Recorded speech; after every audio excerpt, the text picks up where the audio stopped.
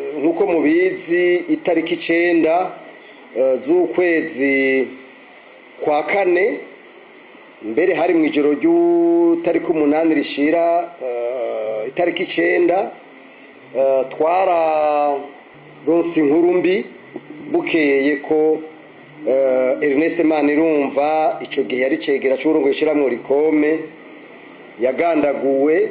Hanyuma tuca turatabaza inzego zose z'igihugu kugira ngo tumenye ivyo ari vyo.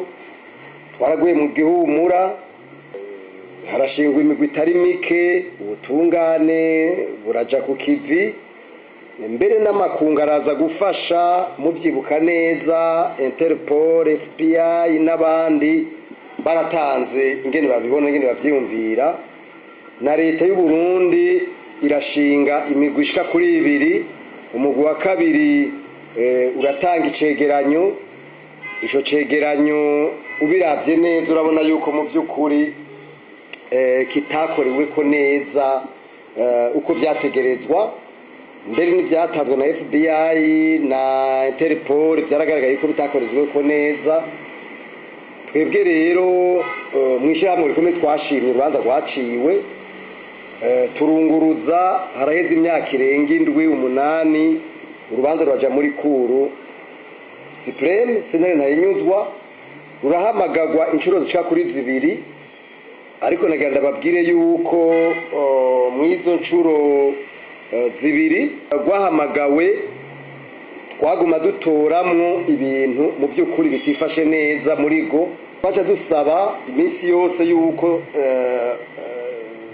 ubutungane bwo bitunganya neza, ariko ntababesha ntivyigeze bikorwa ivyo twasavye. N'abavoka bacu baba bari hanze canke bari mu gihugu baranditse, ntivyigeze bifatirwa ko. Mu nyuma ahubwo guhera mu mwaka wa 2022 twaragiye mu butungane muri Cour Supreme kubaza 2023 kubaza 2024 kubaza, twaguma tubaza dusanga ahubwo rodosiye yarazimiye. Rodosiye barayibuze, kontra twararondeje hose ntiyasubiye kuboneka.